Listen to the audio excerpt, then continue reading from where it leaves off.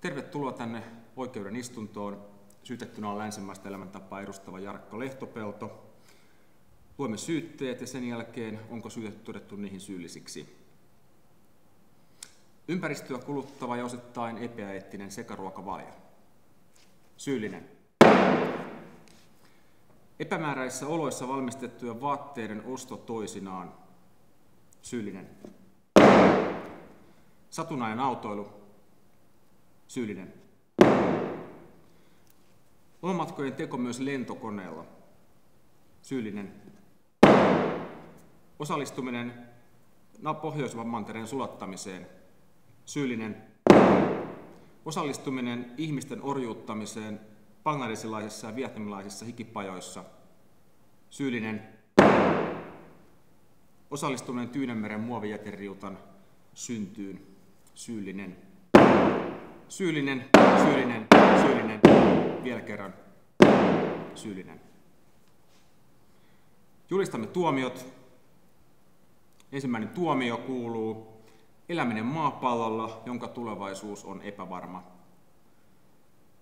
Ja toinen tuomio: jatkuva ja aina toisinaan mieleen nouseva syyllisyyden tunne.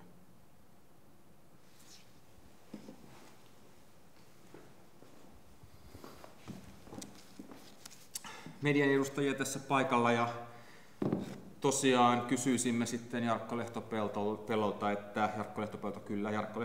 että no miltä nyt se oikein tuntuu, kun teidät on todettu moninkertaiseksi syylliseksi?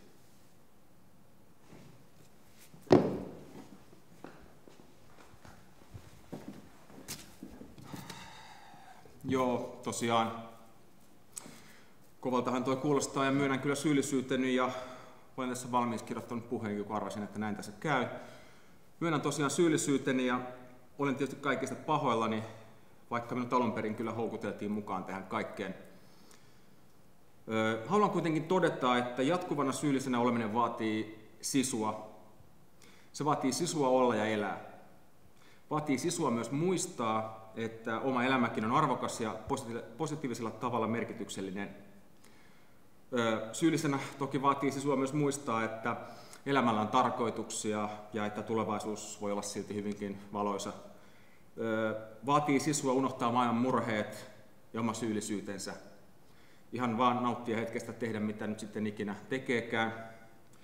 Syyllisenä vaatii sisua vaikkapa esimerkiksi soittaa duurissa.